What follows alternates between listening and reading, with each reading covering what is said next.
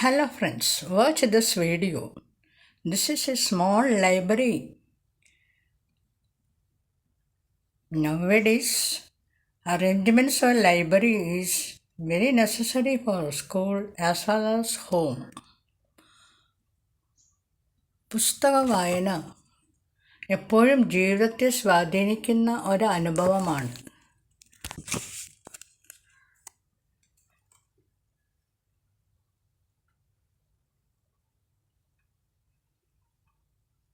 കാണാത്ത ലോകം വായനയിൽ കൂടി നമുക്ക് കാണാൻ സാധിക്കും.